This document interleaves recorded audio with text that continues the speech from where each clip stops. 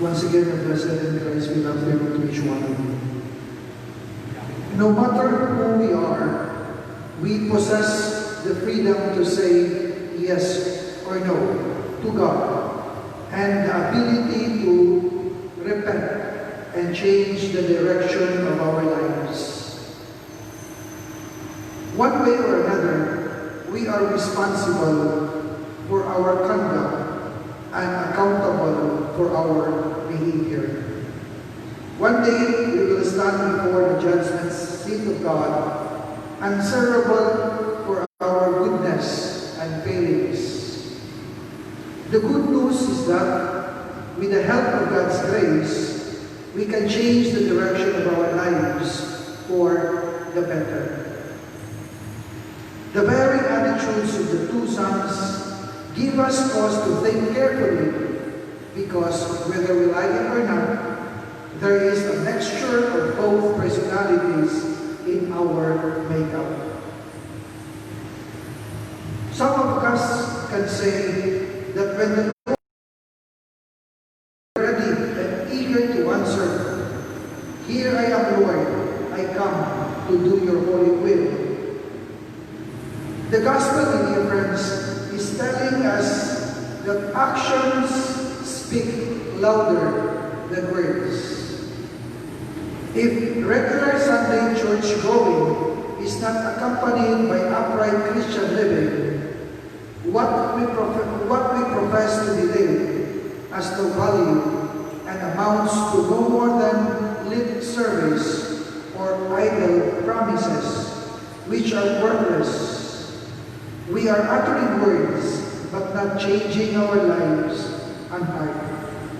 And this is to remind each one of us, not only we priest, that what we profess must be actualized in our daily tasks and responsibilities.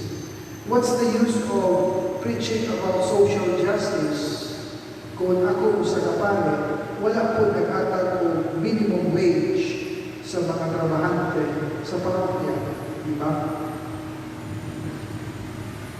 The liturgy points out that there must be a connection between what we say and what we do. Walk the talk.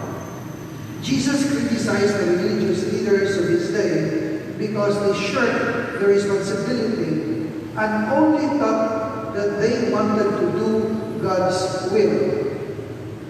Their promises were empty because they did not keep them. And as a result, their journey to God was going nowhere. Kay ang ilang pagserbisyo o pagpadayag sa ilang pagtuo sa Diyos sa Israel, pagpakita lamang sa mga tao, aron sila dayigon o yupuan.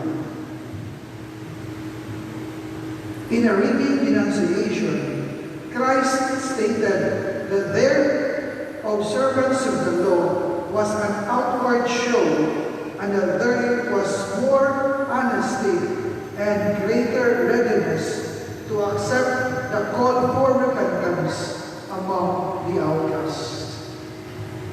When the tax collectors, the outcasts, the prostitutes, heard the good news preached by John, they received the baptism of John and changed their lives for the better. Like for example, let's take the example of Zacchaeus, the chief tax collector.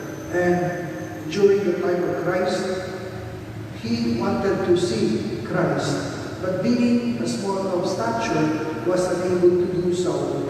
So he climbed a sycamore tree in order to see Christ. But Christ noticed him. His enthusiasm led him to his conversion. Lord, if I have defrauded anyone, I will pay him fourfold, and I will give half of my property to the poor. So, ingon-ini mag-exunan ko na ni Kristo. Kung si Kristo buhay niya sunod sa tuntag sa kanya, or if we accept Christ to be our God, our Savior, our friend, then do na yun tungod sa iyang grasya, sa presensya sa iyang kinabuhi, sa atong kinabuhi, at doon na ngayon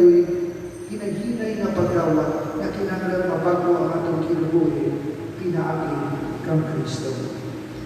This is the story for all ages, the trail of broken promises that each of us leaves behind points to the inconsistency between what we say and promise and what we do. In the early Christian community, my dear friends, the scandal of professed church members who did not fulfill the promises was deeply felt. The lesson the gospel offers us is that we may be saying yes to God on Sunday and turning back on what we profess during the rest of the week. Many of us who say yes to the body and blood of Christ don't realize that we are saying no to the community of Christ when at the church door, at the church entrance, and old age differences between families prevents us from speaking to a neighbor. When we fail to give food and drink to the hungry and thirsty, kung wala kita'y pagpakabana sa mga panginahanglan sa atong isig katao, sayang ang atong isaulo sa mga sakramento, labi na gayon ang sakramento sa Santos na Eucharistia. When we fail to give clothing to the naked, counsel to those who are erring, fail to help the needy.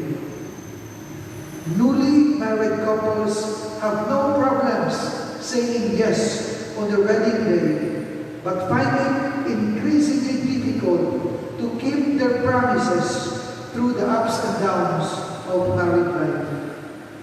My dear friends, the test of our allegiance to Christ is in keeping and living and actualizing the promises that we have made and accepting His holy will, whatever we may be.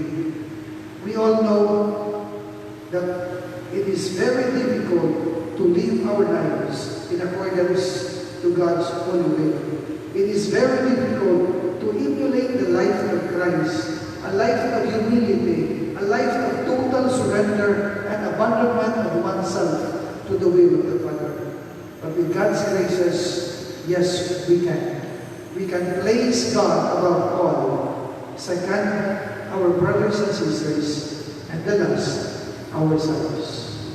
This is a very tall order, but because of God's love, mercy, providence, and graciousness, and forgiveness, yes, we can.